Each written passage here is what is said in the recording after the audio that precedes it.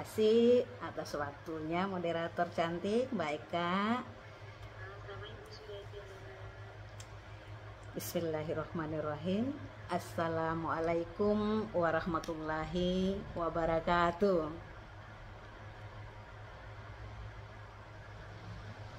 Selamat malam dan salam sejahtera untuk semua peserta yang saya sebut sebagai pejuang ilmu pada malam hari ini. Puji syukur tentunya kita sampaikan pada Allah Subhanahu wa Ta'ala, karena ini semua adalah campur tangan Allah yang menghadirkan kita dalam fasilitasi guru mengajar ID. Kita bisa belajar bersama kembali. Salam sehat tentunya Bapak Ibu hebat dari kami di Kota Bima, Nusa Tenggara Barat. Pada malam sebelumnya kita semua sudah belajar bersama Bu Lia.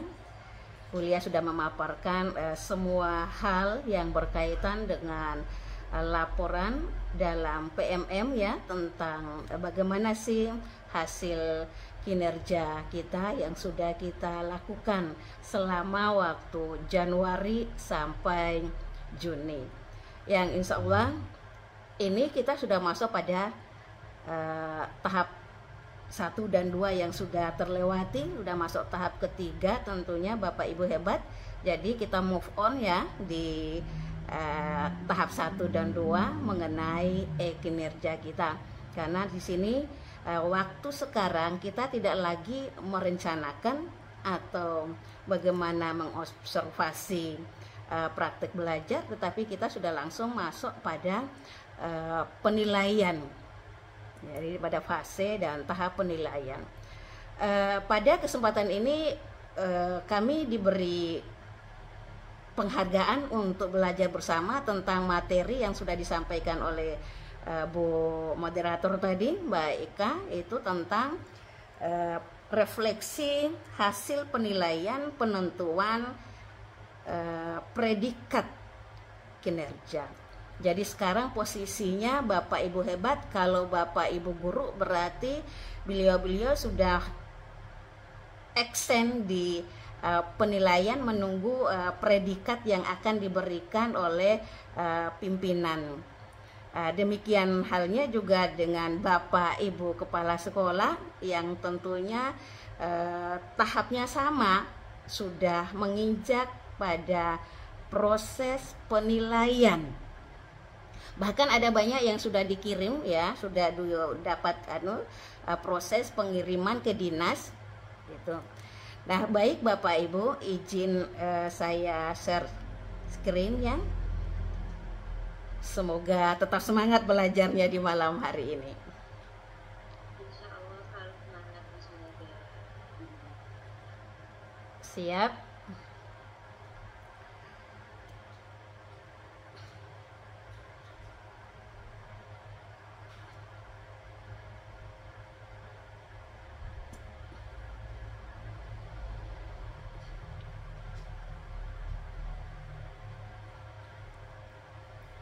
Udah kelihatan Mbak Siti? Alhamdulillahirabbil alamin. Mari Bapak Ibu hebat, izinkanlah saya untuk belajar bersama Bapak Ibu hebat malam hari ini. Jadi nanti tidak menutup kemungkinan bahwa apa yang Bapak Ibu hebat malam ini miliki, mari kita bersama-sama share, diskusi pada malam hari ini. Karena apa yang saya sampaikan tentu saja belum maksimal tentunya, karena di sini prosesnya kita sama-sama belajar. Oke, berkaitan dengan refleksi hasil penilaian penentuan predikat kinerja, tentu kita fokus dulu. Kita punya dua fokus pembahasan. Yang pertama, Bapak Ibu, kita belajar bersama tentang bagaimana sih refleksi hasil penilaian. Ini kembali kita sama-sama sharing begitu. Kita memahami dulu materi kita ini tentang refleksi hasil penilaian pada saat kita sudah menerima predikat kinerja atau bisa jadi sebelum predikat kinerja kita terima gitu. Kemudian kita mulai dulu bahwa memahami refleksi hasil penilaian sepenting apa sih gitu. Kita memang harus mulai dari awal gitu. Mulai dari nanti akan kita lihat bagaimana sih tahapan refleksi, tahapannya, manfaatnya seperti apa, kelebihan dan kekurangannya, apa dampaknya, sampai pada nanti kita akan melihat format refleksi hasil penilaian kinerja itu seperti apa.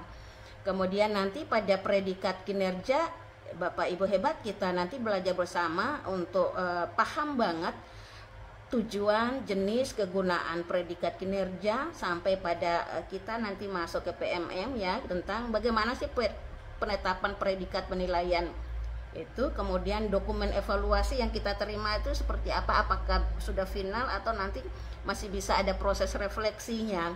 Kemudian kita juga akan masuk pada memahami betul kita masih punya kesempatan, sanggahan dan keberatan setelah kita mendapatkan predikat nanti itulah. Jadi fleksibel ya Bapak Ibu, jangan takut.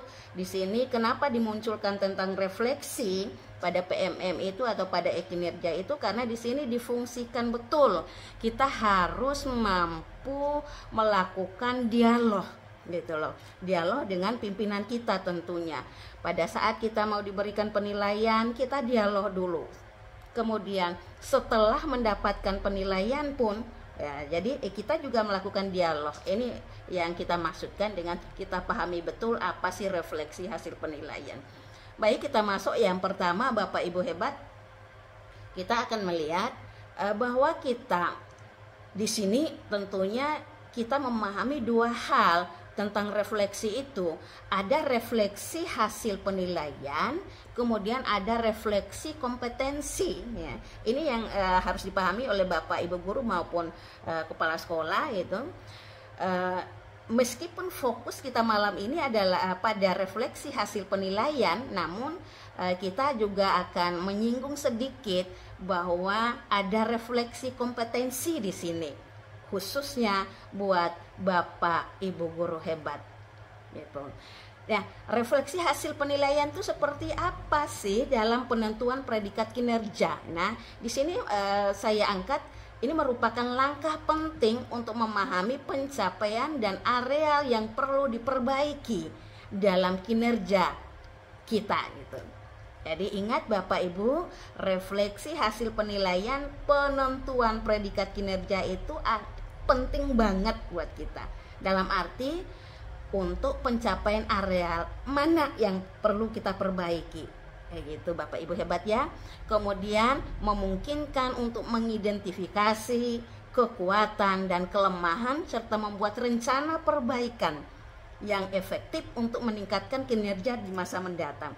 Nah, ini pertanda bahwa refleksi hasil penilaian itu tidak skatmat, jadi tidak berhenti pada saat kita mengirimkan penilaian, mengirimkan bahan atau administrasi yang harus dinilai oleh pimpinan. Tidak Bapak Ibu hebat.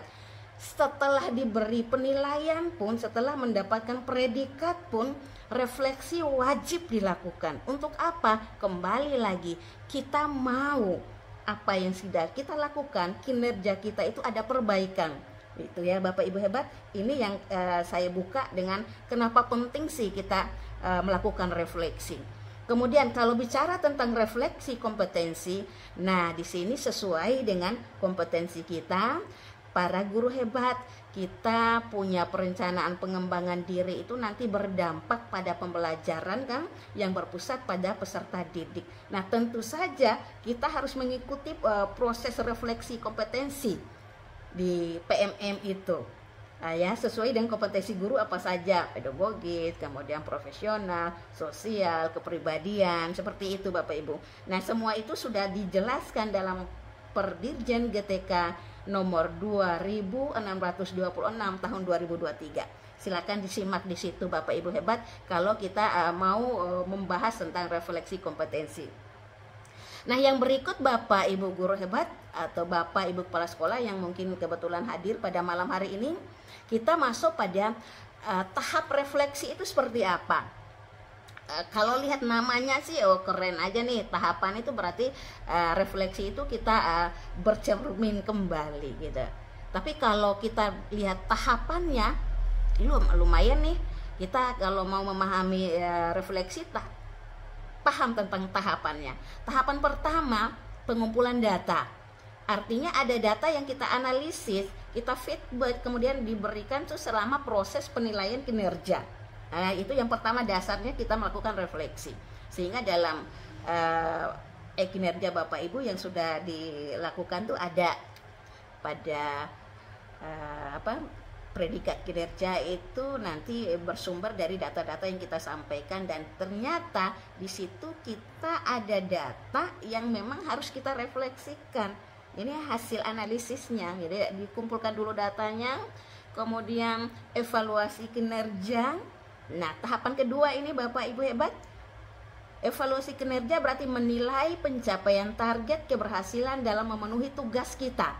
Nah, seberapa besar kualitas kerja kita itu secara keseluruhan. Nah, ini pentingnya, ini tahap kedua dalam refleksi. Kemudian tahap ketiganya kita identifikasi kekuatan dan kelemahan. Jadi selama area di mana kita kerja, kinerja kita itu keberhasilannya seperti apa, kita bisa mengidentifikasikannya, kekuatan dan kelemahannya seperti apa. Kemudian tahap keempat, pembuatan rencana perbaikan. Nah, ini pentingnya refleksi Bapak Ibu. Di tahap keempat, kalau kita sudah memahami kekuatan dan kelemahan, maka mari buat rencana perbaikan. Nah, rencana perbaikan ini tentu saja kita mengembangkan strategi untuk memperbaiki kelemahan dan memperkuat kekuatan. Kemudian yang kelima, tahap refleksinya adalah pelaksanaan tindakan perbaikan. Dilaksanakan gitu. Kan tadi sudah keempat, kita rencana perbaikan. Tidak hanya rencana, tetapi dilaksanakan. Nah, mengimplementasikan rencana perbaikan yang telah dibuat, termasuk pelatihan, pengembangan keterampilan, atau pengaturan ulang tugas-tugas kita. Nah, ini tahap kelima. Tahap keenam dalam refleksi itu kita melakukan monitoring dan evaluasi. Melacak kemajuan terhadap tujuan perbaikan yang telah kita tetapkan dan mengevaluasinya, efektif atau tidak tindakan perbaikan yang kita ambil. Itu Bapak Ibu. Kemudian yang terakhir, yang ketujuh, refleksi dan penyesuaian. Nah, tadi diawali refleksinya seperti apa, terakhir pun kita dituntut untuk melakukan refleksi. Jadi setelah kita mendapatkan predikat nanti, kita masih punya peluang kembali melakukan refleksi. Untuk apa? Tentu saja untuk memperbaiki, untuk mengembangkan potensi, dan tentu saja target yang lebih baik per tahun itu tercapai. Nah, setelah tahapan, kita akan melihat refleksi hasil penilaian kinerja itu memiliki beberapa manfaat. Kalau ini kan kita sadar betul nih, ini titik kelebihan refleksi, jadi manfaatnya ada. Yang pertama, pemahaman yang lebih mendalam.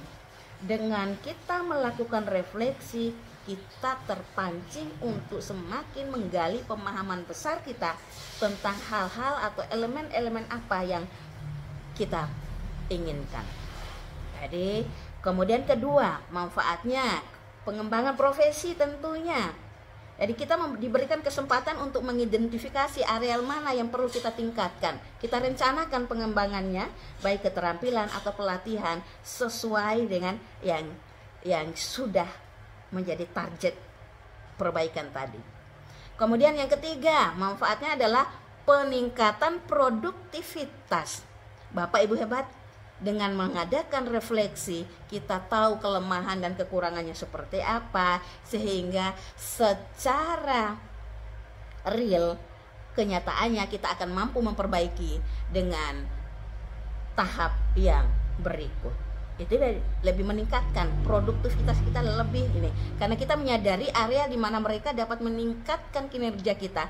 Jadi individu dapat bekerja lebih efisien dan produktif. jadi bisa berkembang seperti itu. Kemudian yang keempat, manfaatnya Bapak Ibu adalah motivasi buat kita. Melalui refleksi yang jujur tentunya Bapak Ibu, ini individu dapat merasa termotivasi untuk melakukan perbaikan dan mencapai tujuan yang lebih tinggi. Ini hal hebat yang bisa kita rasakan, semangat itu lebih meningkat kalau kita sudah melakukan sederet refleksi dalam pemantapan kinerja kita. Kemudian yang kelima, peningkatan hubungan kerja. Dengan siapa saja, di sini dijelaskan proses refleksi yang terbuka dan transparan dapat memperkuat hubungan antara atasan dan bawahan. Jadi komunikasi yang intens dalam hal ini pada koridor kinerja tentunya Bapak Ibu hebat. Jadi refleksi yang intens ini kita melakukan komunikasi yang interpersonal kalau sebut ini. Jadi memperkuat hubungan antara atasan dan bawahan serta antar rekan-rekan kerja. Jadi pada saat kita merefleksi itu Bapak Ibu, bukan hanya kita mau pemantauan dan pemahaman dari kepala sekolah, pimpinan, atau kepala sekolah mau dipahami oleh pengawas atau kepala dinas, bukan hanya itu, tetapi juga dengan rekan-rekan sejawat, sesama guru, sesama kepala sekolah, itu tidak menutup kemungkinan saling sharingnya tentang pengembangan kompetensi dan sebagainya. Kemudian yang berikut, yang keenam, manfaatnya adalah pencapaian tujuan. Kita sadar atau tidak, apapun yang kita lakukan pasti punya tujuan. Nah, tujuan ini pencapaiannya itu dengan menyadari kekuatan dan kelemahan. Secara individu merencanakan langkah-langkah yang lebih tepat untuk mencapai tujuan pribadi atau tujuan organisasi. Nah, yang terakhir, inovasi. Bapak Ibu hebat, zaman menuntut kita, dunia pendidikan menuntut kita mampu menemukan satu inovasi dari semua yang sudah kita lakukan. Kira-kira setelah hasil refleksinya kita pegang, apa yang bisa kita lakukan, apa yang sudah bisa kita buat yang lebih baik, entah dalam wujud yang berbeda atau dalam wujud yang lain sama sekali, yang baru sama sekali. Jadi melalui refleksi kita dapat mengidentifikasi cara-cara baru untuk melakukan pekerjaan dan mendorong inovasi dalam organisasi. Nah, ini manfaatnya Bapak Ibu hebat. Yang berikut semoga masih tetap semangat Bapak Ibu. Nah, kita sekarang coba melihat apa kelebihan dan kekurangan.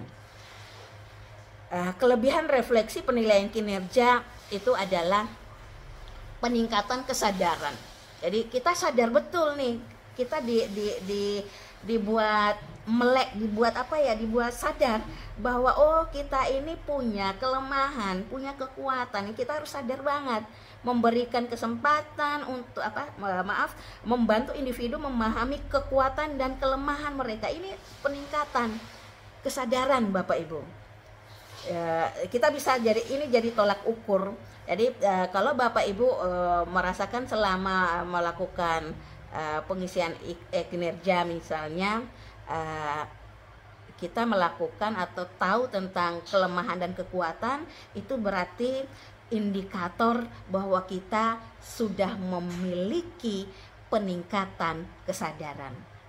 Tapi jika sebaliknya, kita tidak menemukan kelemahan dan kekuatan selama periode penilaian ini, berarti Bapak Ibu, mohon maaf deh, ini berarti kita belum meningkat kesadarannya. Begitu tolak ukurnya. Kemudian yang kedua, pengembangan keterampilan. Memberikan kesempatan untuk mengidentifikasi kebutuhan pelatihan atau pengembangan yang diperlukan untuk meningkatkan kinerja. Jadi dengan refleksi penilaian kinerja kita tahu nanti, oh iya, kompetensi yang mau saya bangun itu seperti apa. Saya mau 32 poin ini lewatnya apa saja nanti. Kalau kemarin masih ogah-ogahan mau mendapatkan sertifikat untuk melengkapi dokumen pada saat penilaian kinerja. Nah, sekarang lebih semangat lagi karena misalnya 4 kali dapat yang 4 JP itu sudah ketahuan. 4 kali 4 tinggal kurangnya berapa. Ya, kalau dapat yang 8 JP itu luar biasa.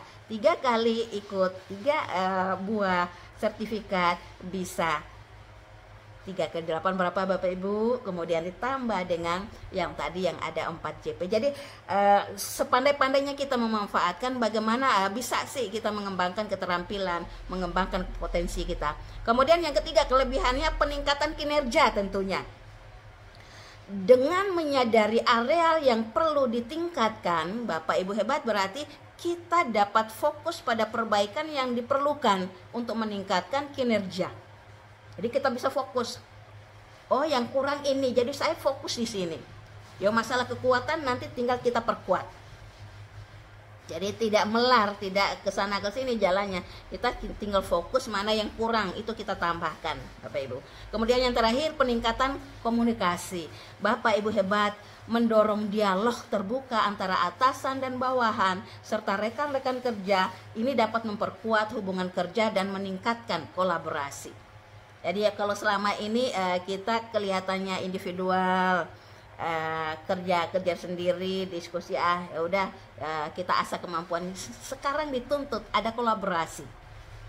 Jadi ini kelebihan refleksi penilaian. Nah, sementara kekurangannya Bapak Ibu, kita subjektivitas, ketidakadilan, resistensi, kesulitan dalam pengukuran. Apa sih maksudnya? Ini dijelaskan Bapak Ibu, penilaian kinerja dapat dipengaruhi. Nah, secara pribadi memang. Jadi kita kan kalau komunikasi dengan kepala sekolah, pimpinan atau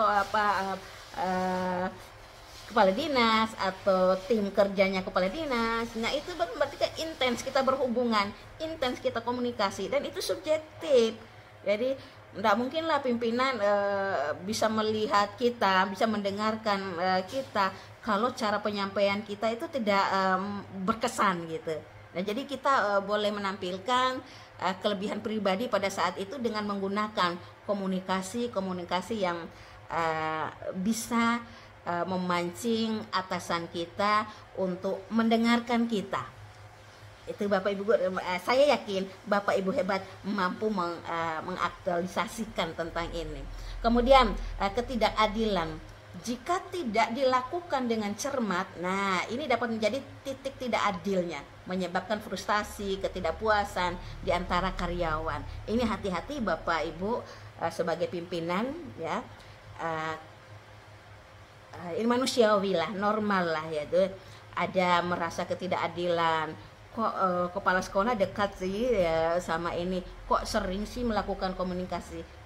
Kebetulan misalnya salah satu guru ini betul-betul komunikatif, betul-betul sadar bahwa dia harus melakukan dialog ini untuk mendapatkan hasil penilaian yang bagus.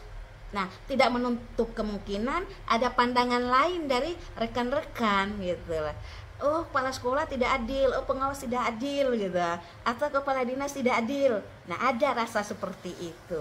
Ini memang resikonya, karena kita dituntut pada saat refleksi itu adalah dialog yang banyak dengan atasan maupun dengan rekan-rekan kerja.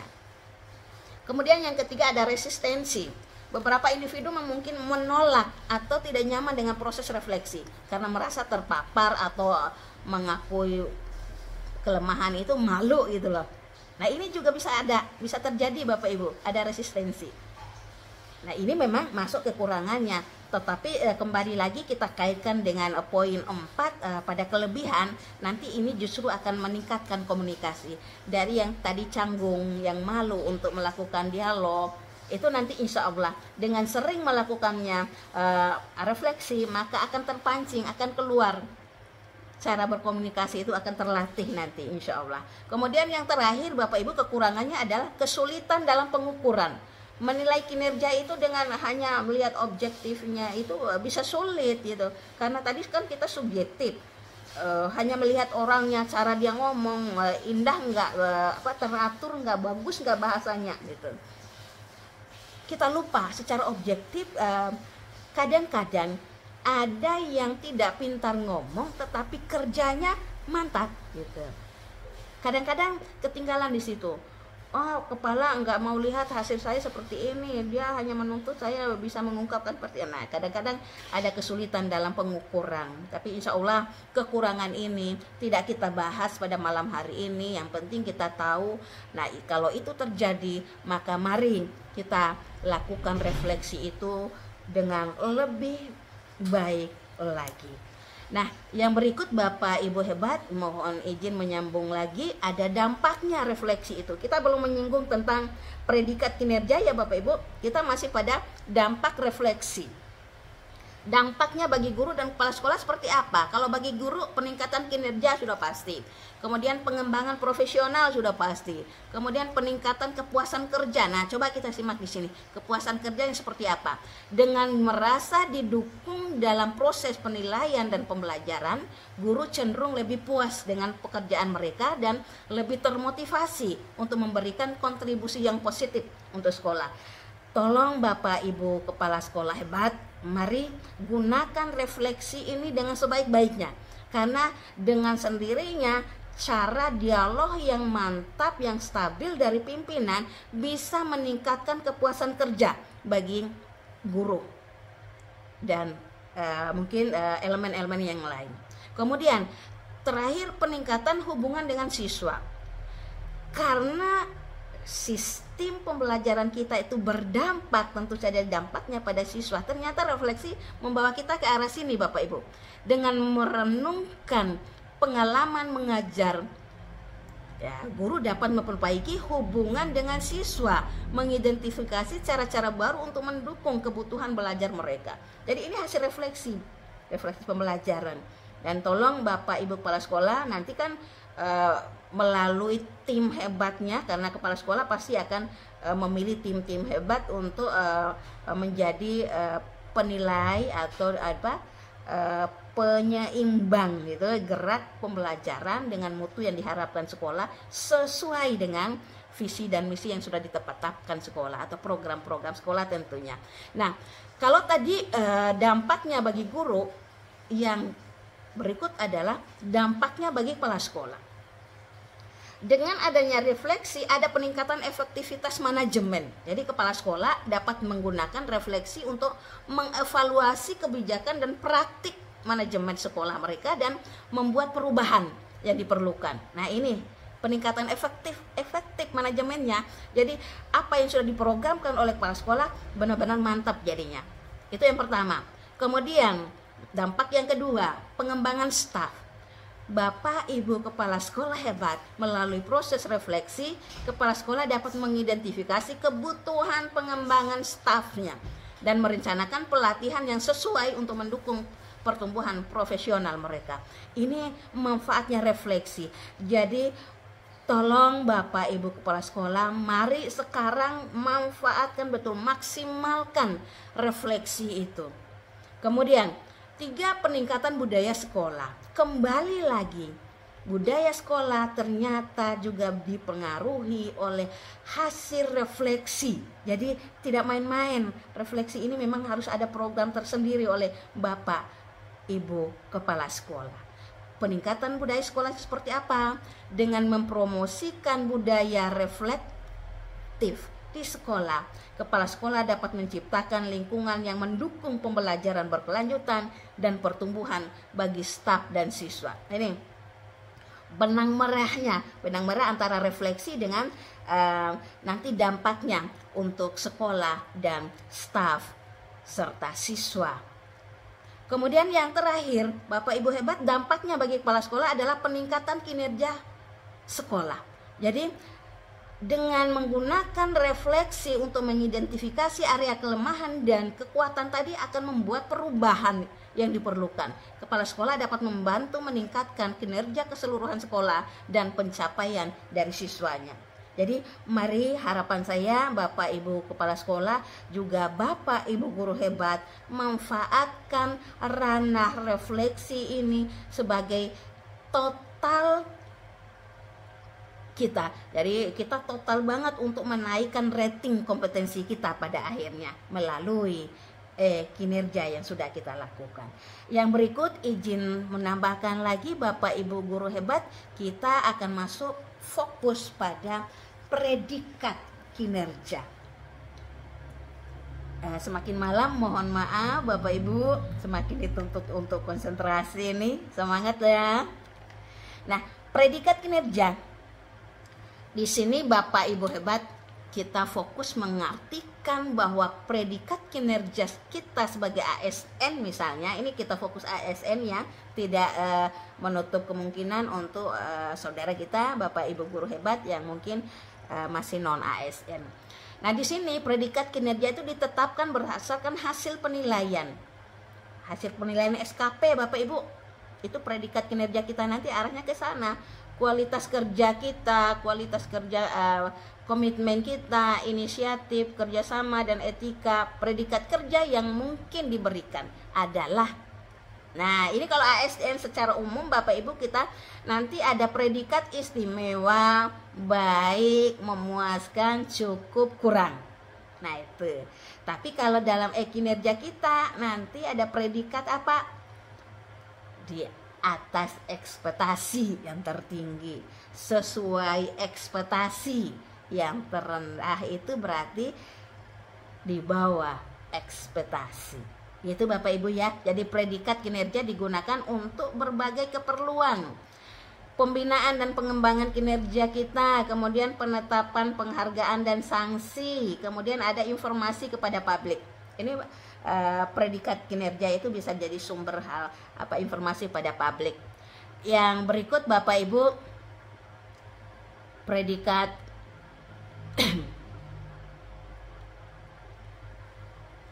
apa yang disebut dengan predikat kinerja itu berarti penilaian atas hasil kerja dan perilaku kita. Jadi penilaian atas hasil kerja itu nanti yang kita sebut dengan predikat kita. Penilaian ini didasarkan pada peraturan Menteri Pendayagunaan Aparatur Negara Bapak Ibu. Ada memang sudah tertuangkan di sana dalam PAN RB nomor 6 tahun 2022. Di sana ada penilaian kinerja pegawai aparatur sipil negara Bapak Ibu. Nah, kemudian tujuan penetapan predikat kinerja itu seperti apa? Ada tujuannya memberikan gambaran objektif, memberikan dasar pembinaan, memberikan dasar penetapan penghargaan seperti yang sudah diuraikan sebelum. Yang kelima ini Bapak Ibu, sasaran kinerja pegawai. SKP kita itu merupakan tujuan dari kenapa harus ditetapkan predikat kinerja. Karena merupakan target yang harus dicapai oleh ASN dalam kurun waktu tertentu. Jadi harus betul-betul diperhatikan predikat kinerjanya.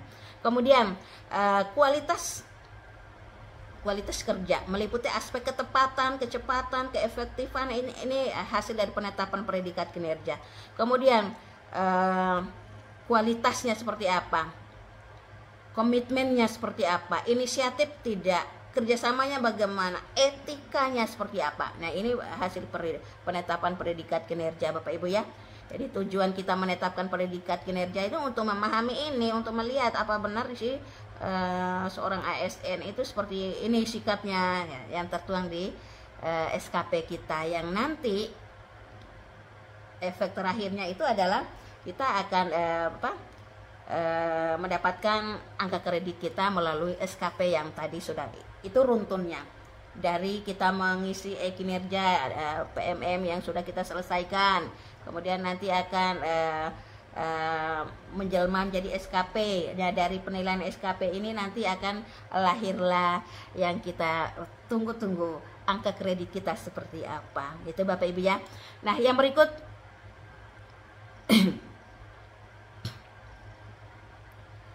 perhatian dan kepedulian. Maksudnya apa? Catatan predikat kinerja kita ini mohon diperhatikan catatannya. Predikat kinerja merupakan salah satu indikator penting. Kemudian penetapan predikat kinerja itu harus dilakukan secara objektif, transparan, akuntabel gitu. Kemudian yang ketiga, predikat kinerja dapat digunakan untuk berbagai keperluan, antara lain pembinaan dan pengembangan kinerja ASN, penetapan penghargaan, dan tadi yang sudah kita cari. Kemudian sumber informasinya Bapak Ibu tentang predikat kinerja itu bisa dilihat di PAN RB tadi. Kemudian surat edaran Menteri PAN RB juga di sini ada. Kalau dalam Kemendikbud itu ada, semua sudah ada di sini Bapak Ibu guru hebat. Mohon maaf. Yang berikut kita lihat Bagaimana refleksi hasil penilaian kinerja itu merupakan langkah penting untuk meningkatkan kinerja kita di masa depan gitu. Indikator kompetensi, mari pahami bersama mengacu pada ketentuan Undang-Undang Nomor 14 Tahun 2005 tentang guru dan dosen. Nah, ini kalau kompetensinya ada kompetensi pedagogik, kepribadian, sosial, profesional. Indikator kompetensi ini merupakan perilaku kunci yang esensial dalam sebuah kompetensi. Bapak Ibu hebat, kembali lagi kalau Bapak Ibu guru, pedagogi ditingkatkan, kepribadian diperhatikan, sosial kita seperti apa, profesional seperti apa. Nah, ini nanti akan menjadi indikator kompetensi yang harus kita kembangkan. Jika pada saat refleksi kita masih menemukan kelemahan kita di mana? Di pedagogikah, kepribadiankah, sosialkah, profesionalkah? Begitu Bapak Ibu ya. Kemudian yang berikut Bapak Ibu hebat, tahapan refleksi kompetensi pada platform Merdeka Mengajar ya. Kalau dalam PMM itu sudah jelas dirancang khusus agar kita dapat meningkatkan kompetensi melalui rekomendasi belajar berdasarkan level kompetensi yang kita miliki. Jadi tahapan kompetensi itu, refleksi kompetensi itu dari mulai asesmen kita mendapatkan rekomendasi belajar dari PMM, mengakses halaman refleksi kompetensi, kemudian mengecek data diri dan mengerjakan asesmen di PMM itulah Bapak Ibu ya. Kemudian melihat hasil refleksi kompetensi, kemudian yang terakhir meningkatkan kompetensi melalui rekomendasi belajar. Nanti kan ada rekomendasinya. Ini pada saat kita sebelum mendapatkan predikat. Nah, kemudian yang berikut, bagaimana cara melihat hasil refleksi kompetensi?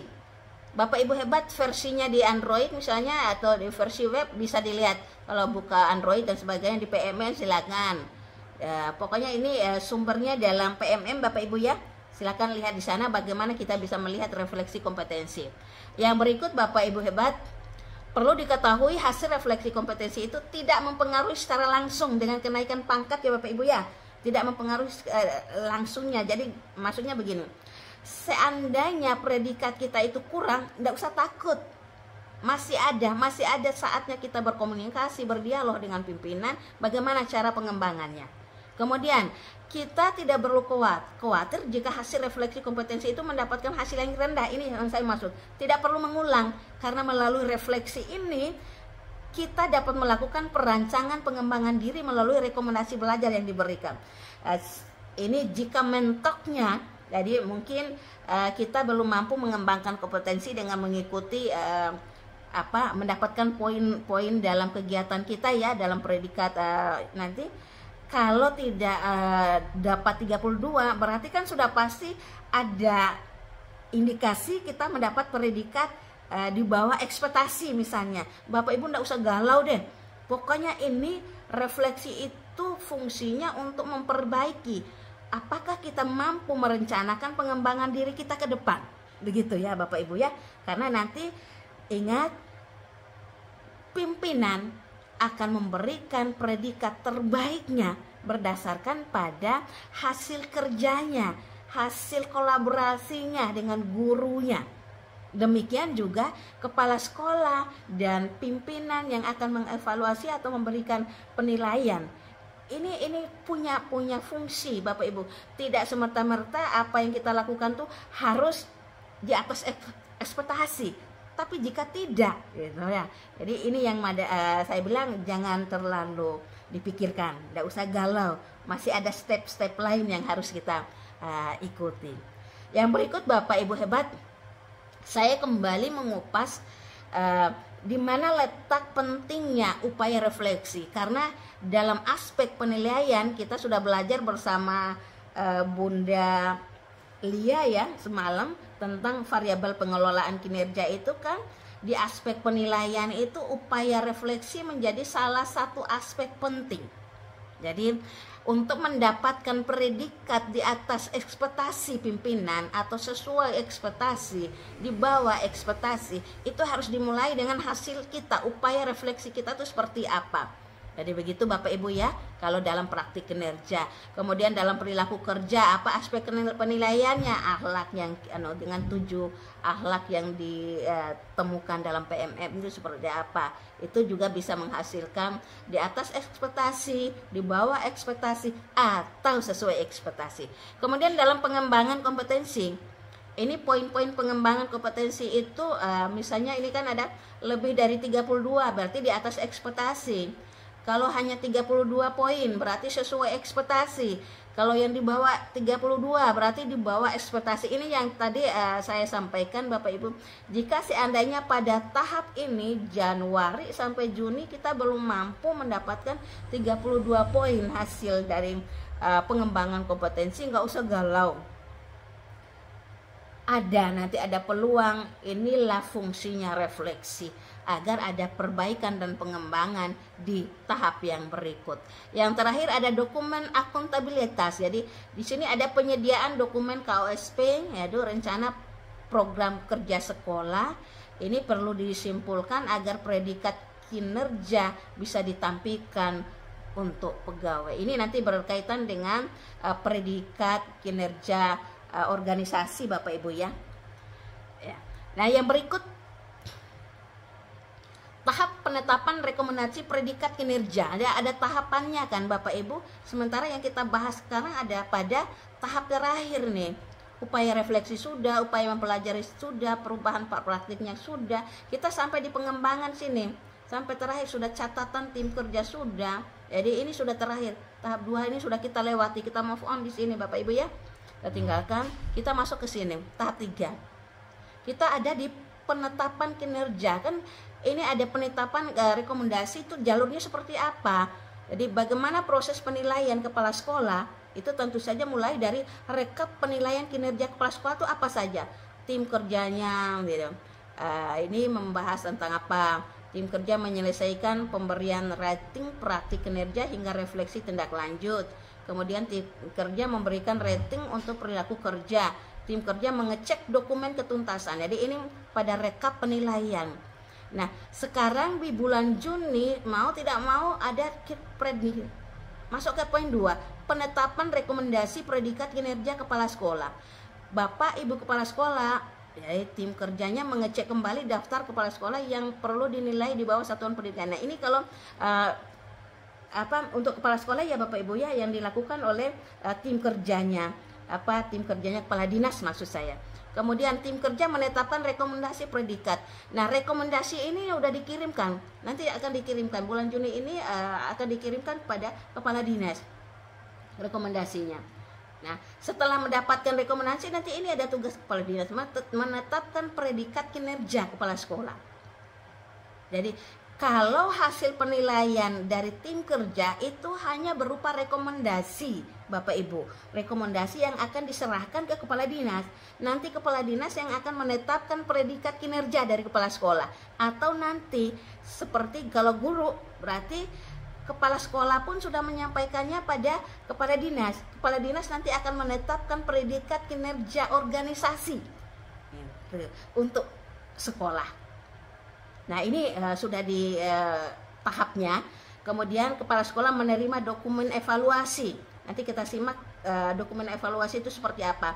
Kemudian yang terakhir, kepala sekolah dan kepala dinas dalam hari ini bersama timnya ya, tim kerjanya berdialog untuk mengulas, mendalami hasil penilaian. Jadi apapun bentuk hasil penilaiannya masih ada kesempatan refleksi Bapak Ibu. Bapak Ibu ya, ini ada dialog itu memungkinkan ada perbaikan ke depan gitu. Baik Bapak Ibu guru hebat, kita tidak terasa udah menjelang berakhirnya materi. Kita ada di sini Bapak Ibu. Kepala sekolah menetapkan PK final kepada guru. Ini nanti akan diterima oleh guru ya dari Bapak kepala sekolah setelah mendapatkan rekomendasi PKO dan dapat menyanggah di luar platform. Jadi kepala sekolah nanti menerima rekomendasi PKO-nya dari kepala dinas kan, hasil PKO-nya ini kita mulai dari awal nih. Kepala sekolah menilai perilaku kerja. Nah, hasil penilaian ini kepala sekolah mengecek dokumen tugas tambahan dan pengembangan kompetensi. Kalau sudah dicek, nanti kepala sekolah mengirimkan data penilaian guru ke kepala dinas. Kalau sudah selesai ceknya gitu, jadi dia kirim, ini loh hasilnya. Nah, sampai di dinas, ya dinas melakukan penetapan predikat kinerja organisasi PKO. Misalnya gini, sekolah itu memiliki 30 guru misalnya. Nah sekarang dari 30 guru itu semua sudah menuntaskan, jadi perilaku kerjanya sudah dinilai semua dan mendapatkan nilai rata-rata gitu, rata-rata sesuai ekspektasi pimpinan. Tetapi ada salah satu, mungkin nanti salah satunya yang belum tuntas. Itu kepala sekolah tentu saja tidak langsung mengirim ke kepala dinas Bapak Ibu. Akan terjadi dialog kembali, akan terjadi refleksi kembali antara kepala sekolah dengan sang guru gitu, atau antara tim kerjanya kepala dinas dengan kepala sekolah. Jadi tidak langsung dikirim ke sini Bapak Ibu, ada prosesnya lagi di sini. Nah ini fungsi refleksi tadi. Jadi setelah final menurut kepala sekolah, nanti dikirimlah rekomendasinya untuk mendapatkan kira-kira PKO organisasi buat sekolah kita seperti apa menurut kepala dinas. Nah kalau sudah PKO-nya sudah ditetapkan, masih ada peluang Bapak Ibu, kepala sekolah masih bisa menerima rekomendasi PKO ini ya. Masih bisa diadakan refleksi dengan dialog kembali dengan kepala dinas. Baru nanti kepala sekolah akan menetapkan PK final. Jadi penilaian kinerja final kepada gurunya. Predikat kinerja final ini seperti apa ya? Itu nanti akan diterima oleh guru nanti dalam bentuk dokumen hasil evaluasi. Begitu Bapak Ibu hebat.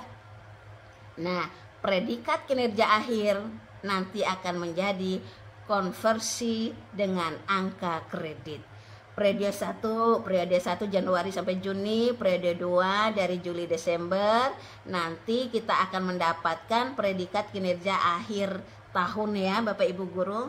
Nah kalau mulai Januari sampai Juni itu berarti baru periode 1, nanti periode 2. Nah periode 1 dan periode 2 ini akan menjadi predikat kinerja akhir tahun bagi kita nanti. Predikat kinerja akhir pegawai. Kemudian nanti akan didapatkan di kinerja BKN. Kalau di PMM kan kita dapat ini Bapak Ibu. Di periode 1, periode 2. Jadi kita akan mendapatkan kinerja akhir. Ini masih yang kita peroleh di PMM. Tapi kalau di kinerja BKN nanti kita akan mendapat ini. Evaluasi kinerja tahunan pegawai, kemudian konversi ke angka kredit kita. Jadi bagi Bapak Ibu guru yang akan melakukan kenaikan pangkat dan sebagainya, dapatnya di sini.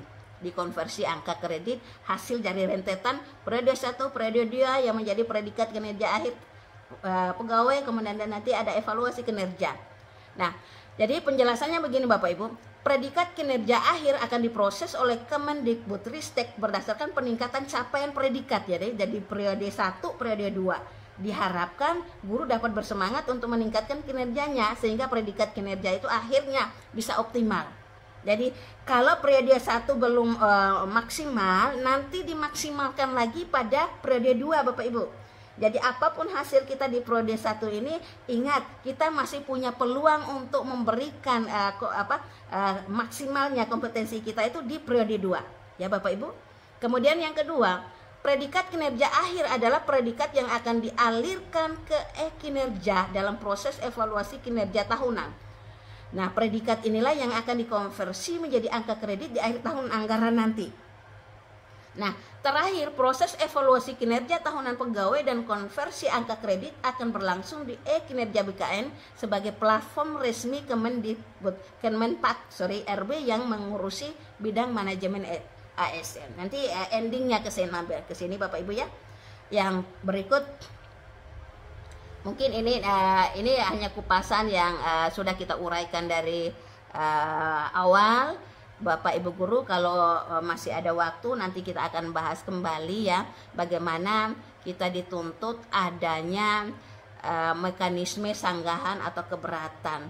Ini Bapak Ibu, kalau seandainya nanti kita sudah mendapatkan predikat kinerja, ingat kita masih punya satu tempat. Jadi kalau seandainya kita tidak puas atau ada kekeliruan dan sebagainya, masih ada Bapak Ibu, ada sanggahan atau keberatan, masih ada dikasihkan kesempatan. Jadi keputusan sebagaimana dimaksud dalam poin 5 ini harus ditetapkan oleh atasan. Nah, itu adanya refleksi akan menghasilkan, kita akan tahu gitu, kelebihan kita seperti ini kok nilainya masih kurang, ada waktu sanggahnya Bapak Ibu. Ini penetapan atasan atau pejabat penilai kinerja itu paling lama 7 hari kerja sejak kita mengajukan keberatan. Jadi pada saat kita mendapatkan predikat kinerja akhir tahun ya Bapak Ibu, kita masih punya satu kesempatan untuk melakukan sanggahan ya. Jadi sanggahan kita itu masih bisa diterima Bapak Ibu ya. Tapi ingat, tidak langsung di ini atasan akan berdialog, akan menyimak, akan mengupas kembali. Itu paling lama 7 hari kerja pengajuan keberatan itu diterima. Jadi setelah kita mendapatkan predikat kinerja, ingat Bapak Ibu hebat, masih ada waktu 7 hari waktu sanggahnya gitu. Jadi begitu Bapak Ibu ya. Alhamdulillahirrabbilalamin, puji syukur kita sudah sampai di akhir Bapak Ibu. Ada dokumen evaluasi kinerja, itu nanti mungkin saya sedikit ini kemarin sudah disampaikan oleh Bu Lia tentang ini, mungkin nanti akan kita diskusikan bahwa dokumen evaluasi kinerja pegawai adalah dokumen yang digunakan untuk mendokumentasikan kinerja guru selama satu periode. Jadi dokumen ini bertujuan untuk mendapatkan hasil pengelolaan kinerja akhir yang mencakup hasil dari periode 1 dan periode 2. Selain itu, hasil dari periode 1 juga dapat dijadikan acuan untuk mengembangkan diri dan sebagai umpan balik bagi guru untuk meningkatkan kinerjanya. Nanti kita akan mendapatkan dokumen evaluasi kinerja Bapak Ibu ya, seperti yang ditampilkan oleh Bu Lia semalam. Mungkin hanya ini yang bisa saya sampaikan. Mohon maaf Bapak Ibu kalau terlalu panjang. Dan ini adalah bentuk sumber belajar kita, sumber belajar diskusi bersama pada malam hari ini. Saya kembalikan ke Mbak Eka, moderator hebat kita pada malam hari ini. Mohon maaf atas segala kekurangannya, saya kembalikan pada moderator.